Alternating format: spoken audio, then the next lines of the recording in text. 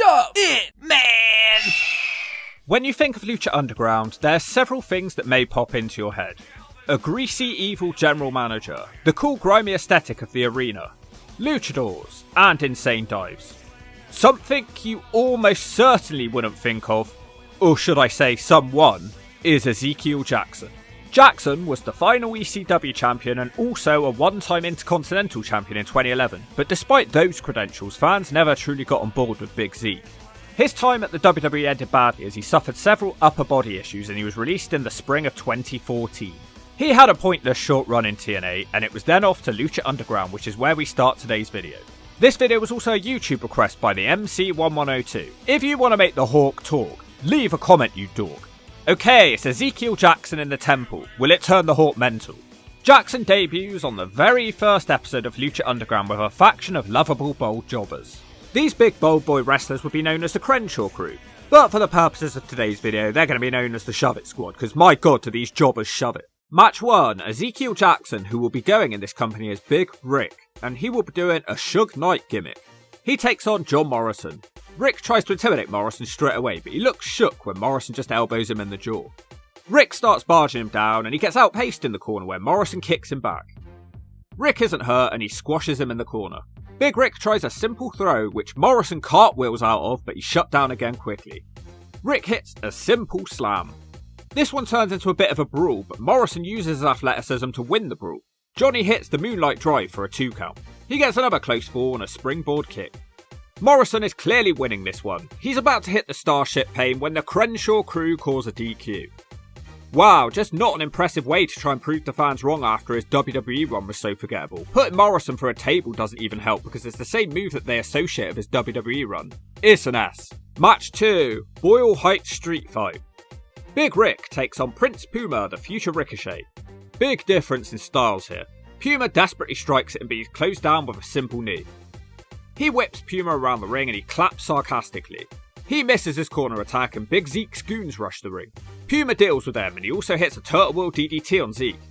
Puma nails a crazy dive out of the ring onto the goons, but they're still distracting him and Zeek takes his head off with a clothesline. Big Zyck has him grounded and the crowd sound restless. They aren't any happier after a back elbow. Puma is sent into a trash can now. I almost forgot this was a street fight. Zeek goes for a press slam now, but he just lightly drops him in the corner and the crowd do not sound happy about that one. Rick's exhausted, so he takes a seat as his crew handle the business. Ricochet takes them out in the blink of an eyelash and smashes Rick with a dropkick. Puma kills off the jobbers some more before turning back to Rick. He canes Rick in the back. Rick blocks his next one and he drags Puma into a clothesline. Puma is hurled into a ladder. I wish these goons would get lost, it's turning into overkill. Zeek has the stick now as Puma is hung upside down in a ladder tree of woe. He's about to do something when Johnny Mundo dives off the platform with parkour into the ring and kicks Zeek down. He deals with the goons with ease. Zeek tries another cane shot but gets speared.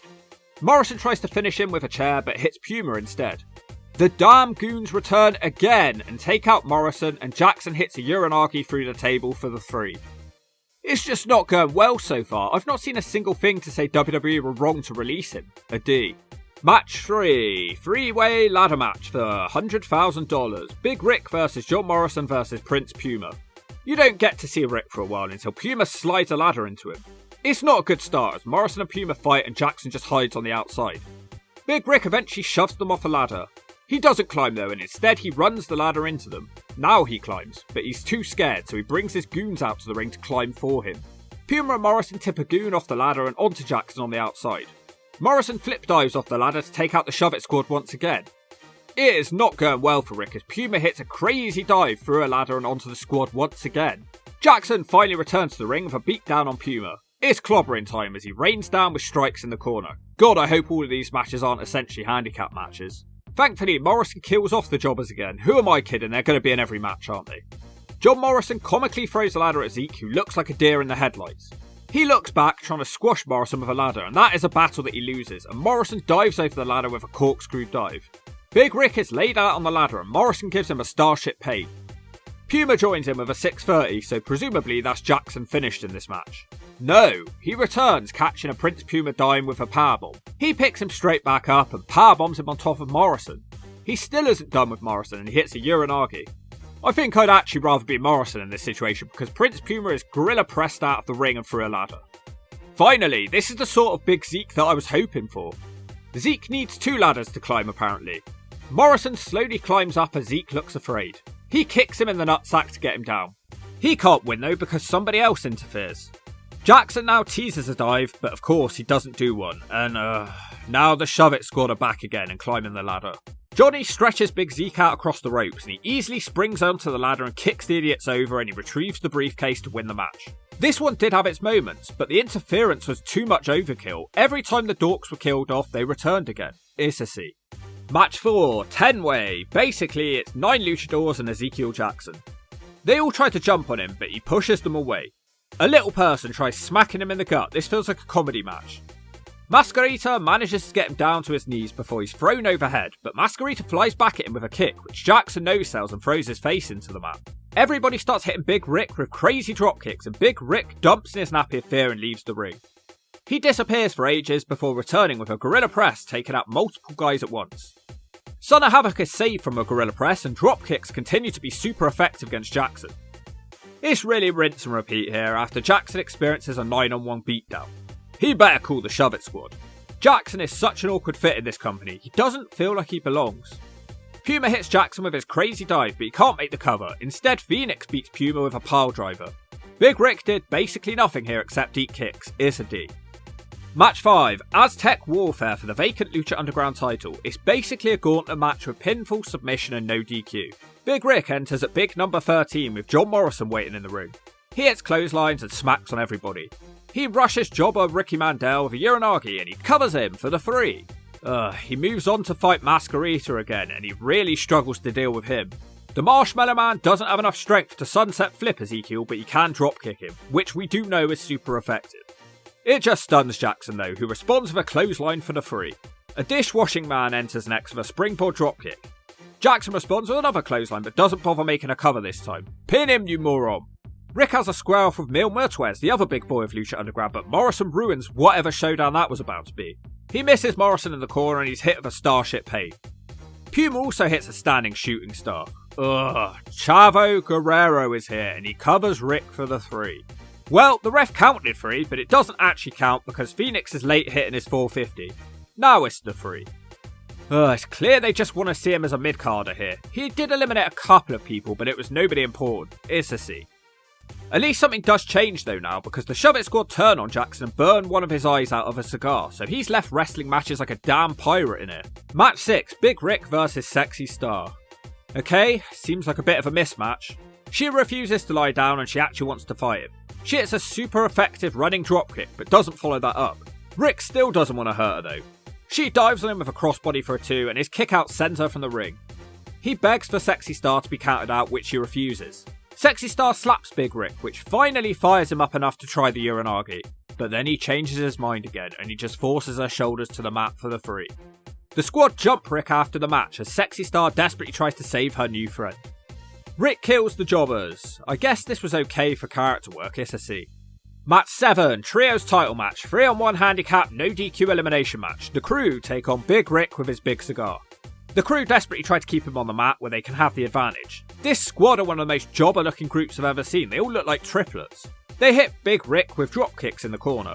He quickly powers them away, but it's the numbers advantage again.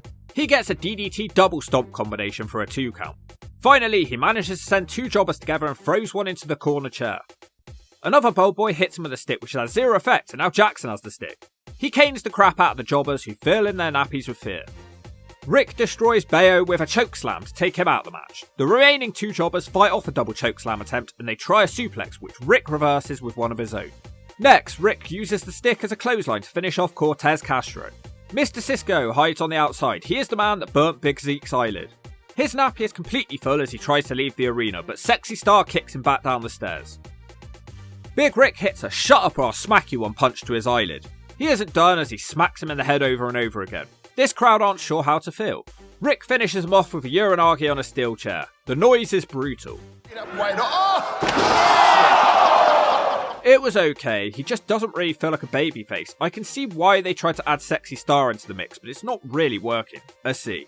Match 8, Lucha Underground Trios Tournament match. Big Zyck, Killshot and the Mac take on Sexy Star, Superfly and Pentagon Jr. It truly feels like they've given up on any sort of singles run at this point. Zyck doesn't seem to want to be here. He's the last person to be tagged in out of the 6, and almost the entire match has passed by at that point. I'm not sure if he was coming off the gear at this point, as he doesn't seem to look as impressive. Anyway, he throttles Sexy Star and press slams her out of the ring into her partners. Zyck's partners dive out the ring, but of course he doesn't. He just looks confused as Sexy Star tries to sneak up behind on him. She smashes him with a crossbody for a nothing count. He fights with Penta now, but it's very basic stuff. There's actually noticeable boos as he barges Penta over, but he's supposed to be getting cheered. Zyck chops Penta and screams at the crowd. Penta stops his next move with a kick and a drop kick, which sends Zyck out of the ring. He's gone for a very long time before returning to break up a pin. He hits Superfly with a choke slam. Penta grabs the ref's hand and he kicks Jackson in the face. Penta teases him with a headstand in the corner for a bit, but Zyck kicks him out of the ring and on the outside he hits a clothesline. He manages to dodge the dive of Sexy Star and the Mac and Killshot kill off Superfly. Probably the worst match so far. He looked tired, he looked bored, he looked out of shape, and he didn't seem to have much in common with his partners. Match 9, Lucha Underground Tournament Trios 3-way elimination match. Tejano, Quinqueno and Brian Cage versus Angelico, Son of Havoc and Ivelisse Velez versus Big Zyck, Killshot and the Mac. I do quite like Big Zyck's eye patch, to be fair. I think it helps him fit into this underground street fighting environment better. Probably doesn't help his wrestling ability though, and neither does the cigar. Nothing happens until he fights Brian Cage. Cage hits him with a simple scoop slam, decides to do something awesome instead of dealing with Big Zyck any longer. That costs him, and when Zyck wakes up, he clotheslines him. Angelico takes Zyck out of a flying knee. He'll probably be gone for half the match from that one. The Brian Cage team are eliminated during the advert break, which seems truly pointless. Zyck squashes Angelico in the corner and tries to figure out what to do next. His brainwave is tagging out. Big Zyck comes back with a big elbow drop for a 2. He mauls Ivelisse on the apron. He seems to be a heel again. He hits Angelico with a suplex, which is somehow his first single suplex in 9 matches. Angelico stops his slow motion charge in the corner and just about sends him from the ring. Ivelisse tries to dive out the ring onto Jackson and the Mac. They catch her but can't do anything as Son of Havoc dives into them. Angelico beats Killshot. Most of this match was essentially a handicap match with Havoc and Ivelisse both sitting on the sidelines for most of it, but our guy still could hardly manage Bird Turd. It's an S. Match 10, Trios title match. The challengers are Big Zyck, Daivari and Brian Cage. I didn't even really realise Daivari was in this company. Never expected to see him with a drinking gimmick. It's like the opposite of what he normally did. Angelico, Son of Havoc and Ivelisse are still the champions. It's essentially another handicap match as Ivelisse is on crutches. Not sure how she got cleared for this match. Anyway, Jackson does nothing for ages before joining the match with 2 elbow drops for a 2 count. Big Zyck slowly beats on Angelico in the corner. One thing is clear, this is obviously the worst Lucha Underground Ring of the Hawk episode. I think we're gonna have to make it the whole way through without a single impressive moment. Zyck lifts Angelico up for a suplex. Cage tags his back and somehow they switch the suplex to Cage. Seems slightly pointless, but kind of impressive too. Damn you Cage, Jackson needs to hit these moves. This isn't about you. Now Zyck assists Daivari with a back body drop, but he doesn't actually do it. Tejano interferes and takes out Big Zyck and Son of Havoc wins with a shooting star. Another match where they essentially had a handicap advantage and still lost. Zyck can't be bothered to do anything. He stands out like a sore thumb in this company for sucking. He can shove it. Match 11, final match, 7-way for the Gift of the Gods title, which is vacant. A decade on, and the ring announcer is still sexy as fuck to me. Jack Evans versus Sexy Star versus Aerostar versus Phoenix versus Quinqueno versus Bengala versus Big Zyck. Big Zyck plays with his best friend Sexy Star again. All he does is throw her from the ring though. Aerostar tries to hug him or something, but he's thrown from the ring too. Jackson teases a dive as usual, and as usual, he still can't do it. The other 6 people all jump Big Zyck. It doesn't really stop him, and he hits a double clothesline and starts throwing more people out of the ring. The other luchadors have a brainwave though, and remember that dropkicks are super effective against this man. Big Zyck returns and finally hits a move as he drops Bengala on his mate. Zyck throws Sexy Star out of the ring at Evans. Big Zyck is determined to hold this ring. He makes a fatal error though and leaves the ring so other people can do crazy stuff. Once again, Jackson has Sexy Star in the ring now. He fails to clothesline her and she dives on him with her head scissors. Now, if you've made it this far through the video, who is ready for the best moment of the video? Zyck finally goes full force on Sexy Star as he drives her with the Uranagi. They're calling that the Zyck Bottom. Jesus Christ. Daivari hits Big Rick with a steel chair and again in the face. It's clear Rick blocks this with his hands. Jack Evans hits him with a springboard 450, but the pin is broken up. Phoenix ends up beating Jack Evans with the fire driver. To be fair, it was probably Big Rick's best match. He actually looked like a menace, even though he still didn't really do that many moves. He was still a force though. So it's, I don't know, a generous B. Game over. Well, that was that. He never wrestled another televised wrestling match again, and he retired from wrestling a few months after this.